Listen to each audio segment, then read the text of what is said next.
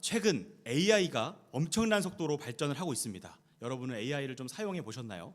AI를 이렇게 뭐 챗GPT도 있고 뭐 AI 영상도 있고 여러 가지가 있는데, 옛날에는 이 컴퓨터로 바둑 같은 거를 한번 이렇게 둬보거나 오목 같은 걸 해보면 친구랑 둘이서 한번 대결해 볼 수도 있지만 컴퓨터랑 대결하는 게 있잖아요. 그래서 난이도 상중하 해가지고 처음에는 하로 하다가 나중에는 중까지 이길 수 있고 나중에는 막 최상까지도 이길 수 있게 됩니다.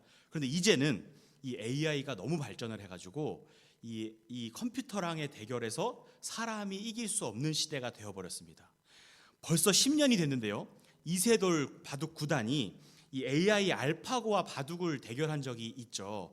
거기서 5판을 겨뤘어요. 근데 3판을 연달아서 그냥 쉽게 지고 사국 네 판째에서 정말 신의 한 수라고 할 수 있는 이 창의적인 한 수를 이세돌이 딱 두면서 이 알파고를 한 번을 이겼습니다. 그리고 마지막 5판째도 지고 이렇게 해서 알파고가 4승 1패로 이세돌을 이겼습니다. 그런데 이 한 판을 이겼다는 게 엄청난 화제가 된 거예요.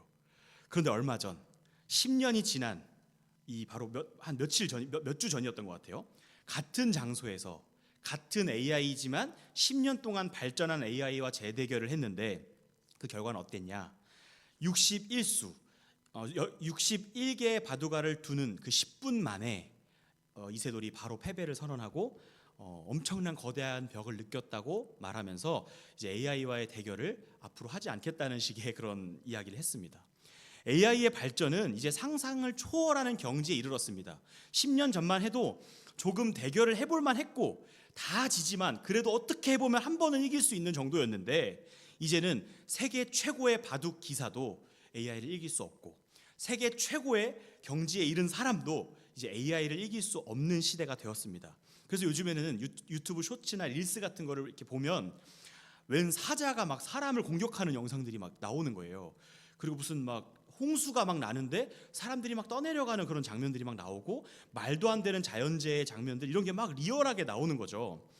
평소엔 볼 수 없고 그것을 촬영한다는 것 자체가 말이 안 되는 것 같은데 너무 실제 같아서 이 영상을 보면서 막 걱정을 하고 놀라기도 하고 이게 뭐지 하고 댓글을 확인해 보면 걱정하지 마세요, AI 영상입니다, 이렇게 써져 있는 거예요. 뭐가 진짜인지 가짜인지를 구분하기 너무 어려운 시대가 되고 있는 겁니다. 그래서 가짜를 보면서도 놀라고 두려워하고 막 울기도 합니다. 왜냐하면 너무 진짜 같으니까요. 지금은 이 AI 시대의 초기 단계여가지고 AI를 의심합니다. 그래서 너무 진짜 같은 영상이어도 말도 안 되는 영상이 나오면 우리가 의심하고 생각해 봅니다. 그래서 이제는 실제 사건까지도 이거 AI 아니야? 라고 말할 정도로 지금 우리는 AI에 민감해요. 그러니까 이 AI에 대한 대처를 할 수 있고 주의할 수 있습니다. 그런데 시간이 조금 지나면 어떻게 될까요? 우리는 AI에 대해서 이제 무감각해질 겁니다. 그것이 AI든 실제이든 상관하지 않는 그런 무감각한 시대가 올지도 모른다는 겁니다. 그때가 되면 무엇이 진짜인지 뭐가 가짜인지를 구분해내지 않는 그런 시대가 오고 있는지도 모르겠습니다. 오늘 우리가 읽은 마태복음 6장은요, 무엇이 진짜인가에 대한 말씀을 우리에게 주고 있어요.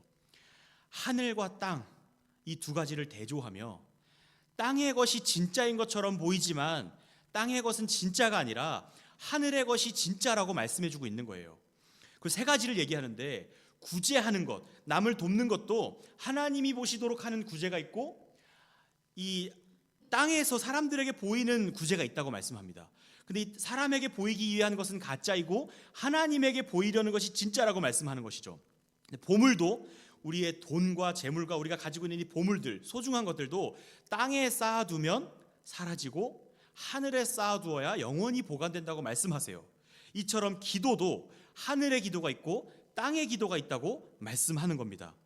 이 하늘과 땅의 것들 중 하늘의 것이 진짜인데 사람들은 눈에 보이고 만져지는 땅의 것이 진짜라고 생각하고 거기에 소망을 두고 거기에 무엇이든 쌓아두고 싶어 하는 겁니다. 그런 우리에게 예수님께서 질문하시는 거예요. 무엇이 진짜라고 믿느냐? 보이는 현실과 보이지 않는 하나님 사이에서 무엇이 진짜라고 믿는지를 예수님께서 물어보고 계신 겁니다. 성경은 일관되게 말씀합니다. 보이는 것은 잠깐이요, 보이지 않는 것은 영원하다. 보인다고 해서 다 진실이 아니고 현실이 아닙니다. 반대로 보인다고 해서, 보이지 않는다고 해서 없는 게 아닙니다. 그런데 우리는 자꾸 보이지 않는 것을 믿지 못해요. 안 보이면 못 믿는 거예요. 내 눈앞에 보여주고 내 눈앞에 딱 갖다 놓지 않으면 믿지 못하고, 보이고 만져지고 내가 지금 확인해야만 거기에 마음을 두는 겁니다. 그리고 진짜 현실인 하늘의 것은 저리 치워놓고 잠시 있다가 사라질 이 땅의 것을 보고 거기에 온 마음을 쏟는 거예요. 근데 그렇게 진짜 현실, 영원한 것이 아닌 것에 우리의 마음을 두니까 그 마음의 상태가 염려일 수밖에 없는 겁니다. 우리의 마음은 그래서 염려로 가득 차 있는 거예요. 제가 초등학교 2학년 때 일인데요. 저는 지금 20대처럼 보이시겠지만 죄송합니다. 36살입니다. 네, 너무 당연하게 생각하시는 것 같은데 저는 36살이에요. 네, 알고 있었어요? 라는 표정으로 보고 계세요. 네, 제가 초등학교 2학년 때 벌써 꽤 오래된 이야기죠. 저는 초등학교 2학년 때 진짜 순수했어요. 정말 너무 순수했어요. 그래서 오로지 노는 것만 관심을 가졌습니다. 오로지 노는 거에밖에 관심이 없었어요.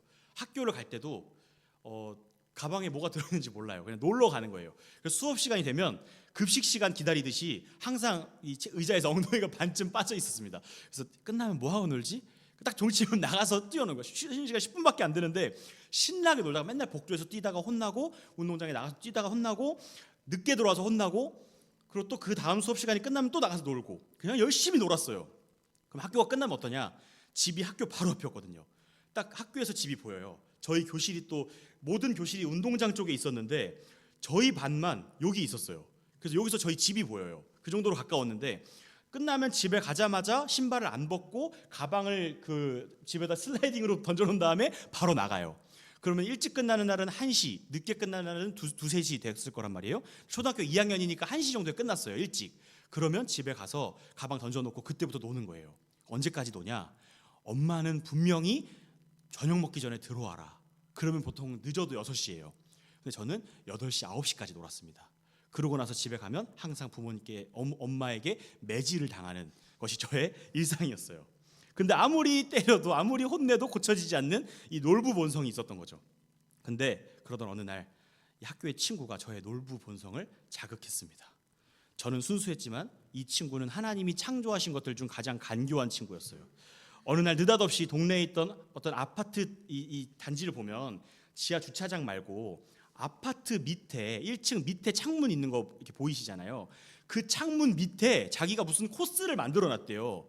그 코스를 쭉 따라가면 미션을 하나씩 깨는 코스가 있고 그 끝에 가면 선물을 준다는 거예요. 믿어지시죠? 안 믿어지세요? 저는 그걸 믿었습니다. 어느 정도로 믿었냐?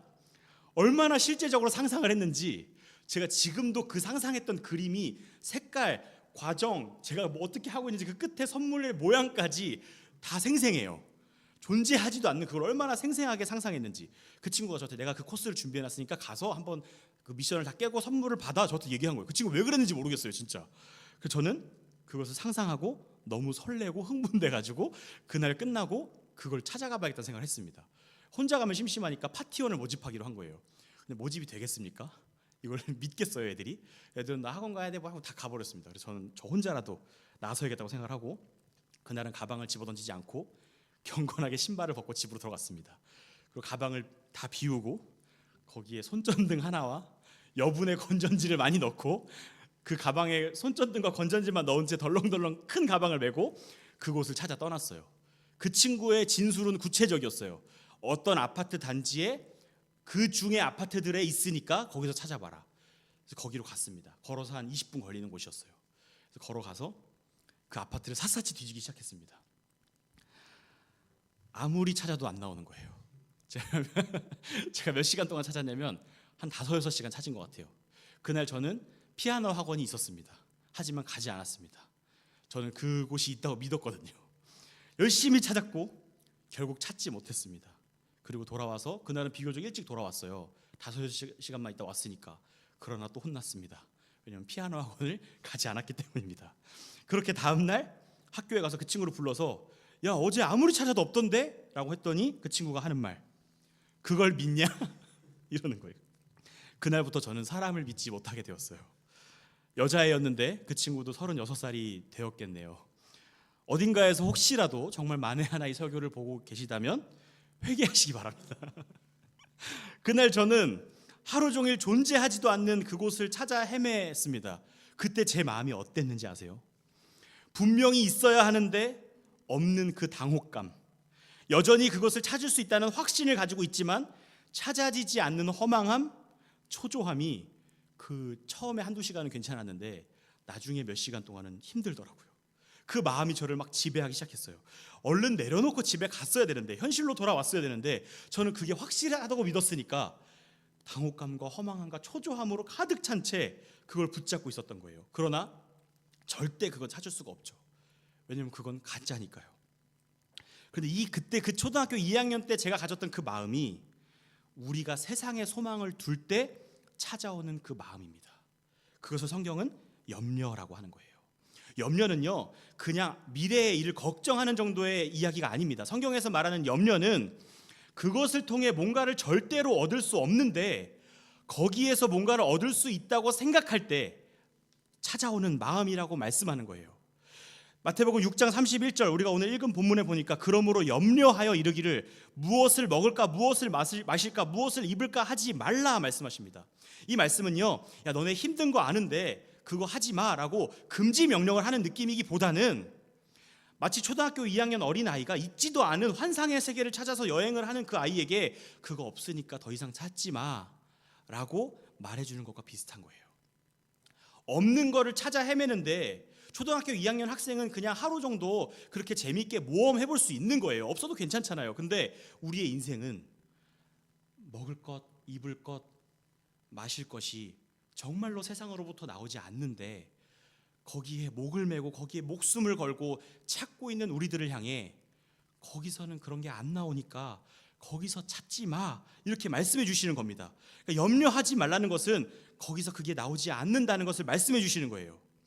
아무리 세상을 두드려도 거기로부터는 우리의 삶을 책임질 만한 그 무엇도 나오지 않는다는 겁니다. 그런데 우리는 그러고 있는 거예요. 우리의 마음의 상태가, 그럴 때 우리의 마음의 상태가 염려인 겁니다. 성경은 염려하지 말라고 말씀합니다. 그건 하나님 모르는 사람들이 하는 일이라고 말씀하는 거죠. 바로 이어서 32절에 이는 다 이방인들이 구하는 것이라, 하나님 모르는 자들이죠. 하나님 모르는 사람들이나 세상에서 그런 것들을 구하는 거다.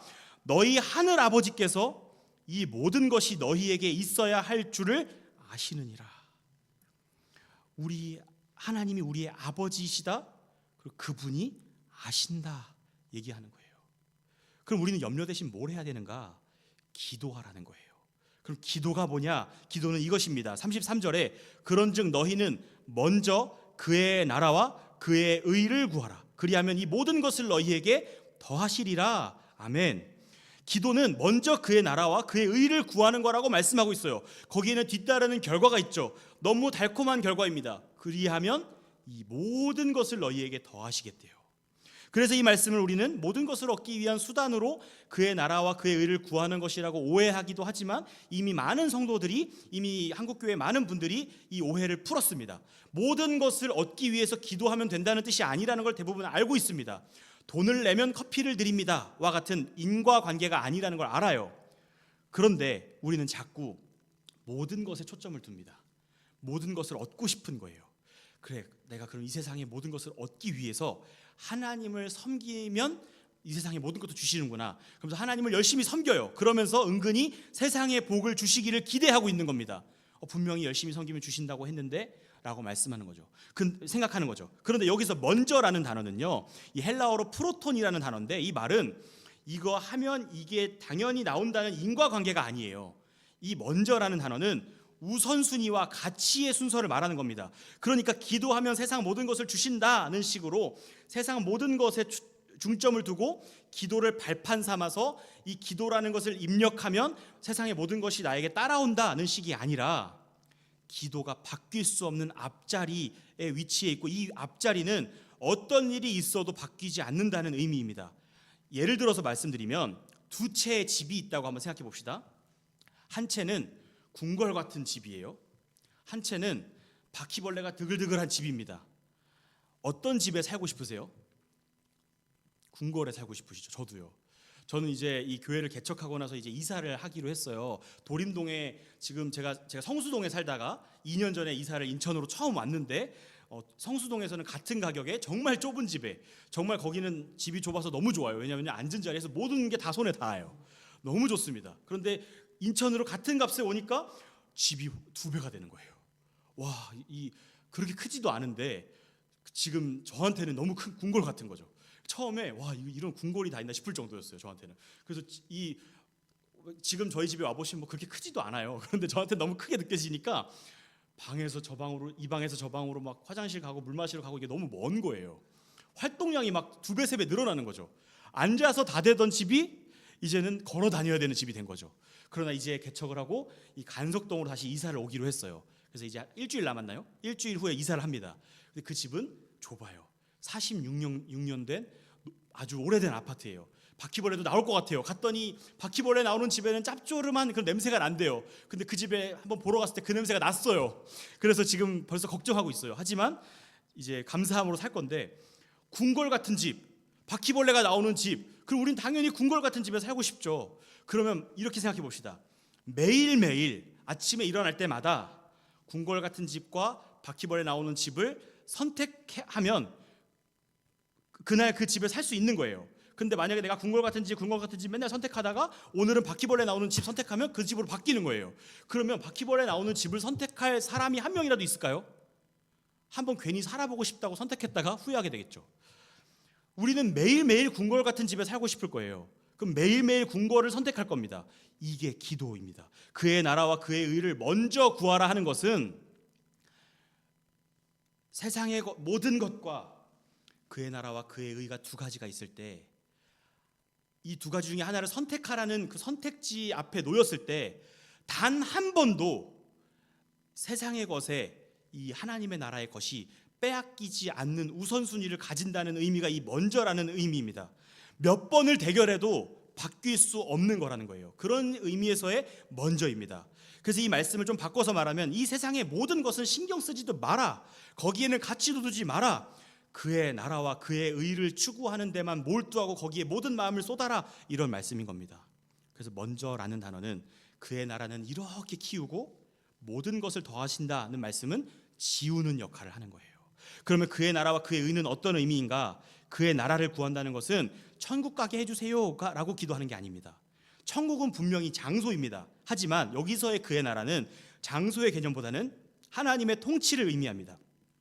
하나님의 통치가 정말 이 땅에 이루어지기를 진실로 소망하고 그것을 추구하라는 거예요. 그런데 하나님의 통치가 내 삶에 임하게 해주세요, 하나님 저의 삶을 통치해 주세요, 이 땅을 통치해 주세요라고 기도하지 않으면 하나님이 통치 안 하십니까? 이미 하나님은 세상을 통치하고 계시죠. 이미 하나님은 바늘구멍만한 틈 하나까지도 다 통치하고 계십니다. 하나님이 간섭하지 않으시는 영역은 없습니다. 그러면 우리는 왜 하나님의 통치를 구해야 하는가? 왜 그것을 기도해야 하는가? 우리 삶에 모든 사람이 하나님의 통치를 받지만 그것이 나의 삶의 의미가 되고 그것이 즐겁고 그 하나님의 통치를 기뻐하는 삶이 되는 것은 그리스도 안에서만 가능하기 때문에 그렇습니다. 하나님은 이미 세상을 통치하고 계세요. 그러나 복음이라는 것은 우리가 하나님의 통치를 기뻐하고 그 통치 가운데로 우리의 삶을 적용시키고 들어가는 것이기 때문에 그래요. 세상 사람들도 하나님 통치 다 받습니다. 그런데 세상 사람들과 신자들, 그리스도인의 차이가 무엇인가? 복음을 듣고 그리스도 안에 있느냐 아니면 그리스도 밖에 있느냐의 차이인 거예요. 그러니까 하나님의 다스리심을 평생 받고도 지옥으로 떨어질 수도 있다는 겁니다. 그러니까 우리에게 그의 나라를 바꿀 수 없는 그 자리에 두라는 것은, 먼저 그의 나라를 구하라는 것은 그리스도 안에서 하나님의 통치를 받으라는 겁니다. 그럼 그의 의를 구하라는 것은 무엇인가? 의에는 2가지가 있어요. 하나는 그리스도께서 만들어서 우리에게 의를 주시는 거예요. 의로움은요, 우리가 아예 의로워지는 게 아닙니다. 예수님을 믿고 구원받은 사람은 의인입니다. 맞죠? 근데 그 의인이라는 뜻이 우리의 죄의 본성이 사라진다는 게 아니에요. 우리의 죄의 본성은 여전히 남아있어요. 그러니까 우리가 자꾸 죄를 짓는 거예요. 그런데 그 죄의 본성이 남아있지만 그 죄값을 예수 그리스도께서 치르시고 우리가 의인이라고 부르는 그 의인은 뭐냐? 예수 그리스도께서 십자가에서 죽으실 때 만들어내신 의, 그리고 그분이 살아가시면서 하나님께 순종하심으로 완전히 만들어내신 그 의를 우리한테 선물로 주시는 거예요. 그래서 아담의 죄가 다음 세대에게 전가되어서 온 인류가 죄인이 되었듯이 이제는 죄인들에게 예수 그리스도의 의가 전가되어서 그들이 의인이 되는 겁니다. 예수님께 전가받은 의를 가지면 우리가 의인이 되는데, 그러면 끝나나? 난 의인이 됐으니까 끝인가? 그게 아니라 두 번째 의가 있어요. 그건 뭐냐? 성화의 삶이 시작되는 겁니다. 우리의 삶을 변화시키시며 하나님을 미워하던 우리가, 죄를 사랑하던 우리가 다시 죄를 미워하고 하나님을 사랑하는 상태로 바꾸시는 것, 그리고 그 결과가 점점 드러나는 삶을 살게 하시는 것이 성화의 삶인데, 그것이 또 하나의 의로움입니다. 이 일은 구원받았으면 의로워지려고 애를 쓰고 착하게 살려고 애를 쓰면 되는 게 아니라 성령 하나님께서 우리의 관계를 회복시키시며 하나님과의 막힌 담을 헐어버리시고, 그렇게 그리스도 안에서 하나님의 통치가 우리의 삶에 바르게 작동될 때 일어나는 일들인 겁니다. 이 모든 과정은 성령 하나님께서 은혜로 주관하시는 겁니다. 그렇게 하나님과의 관계가 회복되고 우리를 지으신 목적대로 하나님을 즐거워하는 것이 구원받은 사람의 삶입니다.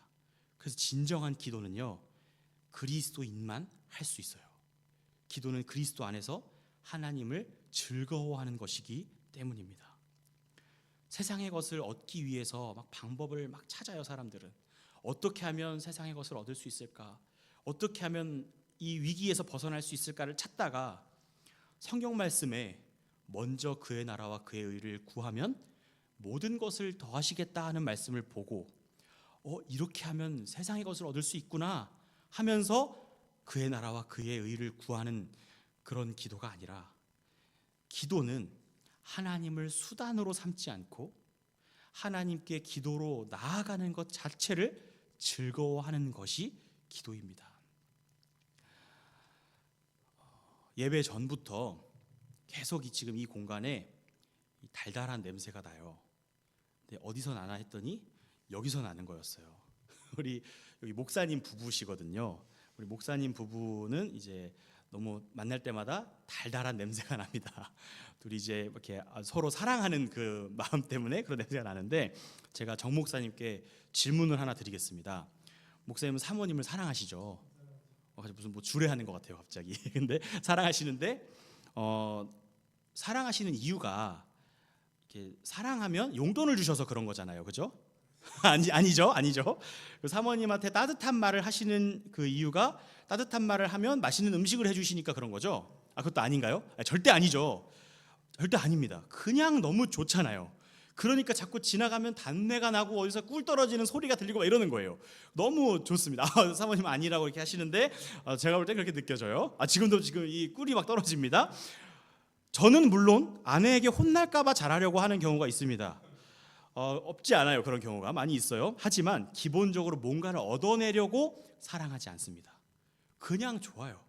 그냥 좋아서 살다 보면 저절로 추억도 쌓이고, 우리 이번 달에는 추억 쌓아야 돼 이러면서 열심히 추억 1, 2, 3, 4, 5 쌓는 부부가 있을 수도 있겠지만, 그냥 추억이 안 쌓이는 부부는 서로 막 그냥 괜히 미워하고 이러면서 막 살면 추억이 안 쌓이는 거고, 서로 사랑하면 저절로 추억이 쌓여요. 그냥 말도 안 되는 그 사춘기 소녀들처럼 낙엽 하나 떨어지는 것만 보고도 행복한 거예요. 저절로 관계가 돈독해지고, 저절로 서로 노력하고, 저절로 서로 책임지면서 삶이 풍요로워지는 겁니다. 근데 기도가 그렇습니다. 그냥 좋아서, 그냥 하나님이 좋아서 하는 겁니다. 기도했더니 뭘 주셔서, 기도했더니 정말 집을 궁궐처럼 만들어 주시니까, 기도했더니 이 사람이 없던 개척교회가 30명, 40명, 100명이 되니까 기도하는 게 아니라, 그런 거 관심 없는 거예요. 하나님이 좋아서, 궁궐이나 초막이나 들판이나 어디나 상관없이 하나님이 좋아서, 그냥 하나님이 너무 좋습니다. 하나님이 좋습니다. 물론 우리의 필요를 구해야겠죠. 근데 그 필요를 채워주시지 않으면 하나님을 원망하는 것이 아니라, 필요를 구하는 그 시간조차 하나님이 너무 좋아서 하는 것이 기도라는 거예요. 그게 먼저 그의 나라와 그의 의를 구하라는 그 말씀의 마음인 겁니다. 무엇인가를 얻으려고 기도하고 그것을 얻고 나면 우주선이 발사된 다음에 분리되듯이 하나님은 떨궈버리는 그런 삶이 아니라, 우리가 상상할 수도 없던 삶, 그리스도 안에서 하나님께로 나아갈 수 있다는 그 사실에 감격하고 하나님을 즐거워하는 삶이 기도 자체인 겁니다. 우리 기도의 자리를 제 자리로 바꾸고 무엇과도 바꾸지 맙시다. 우리의 삶에 고민과 어려움이 있는 건 사실입니다. 그것들이 중요하지 않다는 것도 아니에요. 돈 문제가 얼마나 사람을 힘들게 하는지, 관계의 문제가 얼마나 괴로운지, 여러 가지 취업 문제, 공부의 문제, 자녀 문제 등등등 수많은 문제들이 우리를 에워싸고 그거 너무너무 중요하고 우리를 힘들게 하는 거 압니다. 근데 그것을 하나님께서 알고 계시다는 겁니다. 우리의 필요한 문제들을 해결해 줄 수 없는 세상을 향해 아무리 외쳐도 세상은 우리에게 아무것도 주지 않습니다. 그런데 우리는 하늘과 땅 사이에서 자꾸 땅에 몰두하며 하나님이 통치하시지만 하나님이 없는 것처럼 살아가는 삶에 너무 젖어 있고 무감각해져 버렸습니다. 그것은 우리가 죄로 인해 죽었기 때문입니다. 무엇이 현실인지 무엇이 실제인지 구분하지 못한 채 땅의 것이 전부인 것처럼, 이것이 영원할 것처럼 그것을 구하며 살아가게 된 것입니다.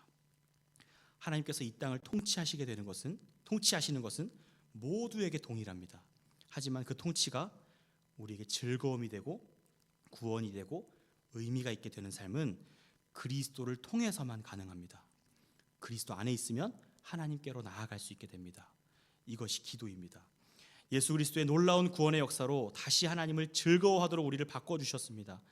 우리는 세상을 향해 허망한 요청을 하는 염려의 삶을 살지 않을 수 있게 된 겁니다. 무엇이 현실인지를 그리스도께서 드러내셨습니다.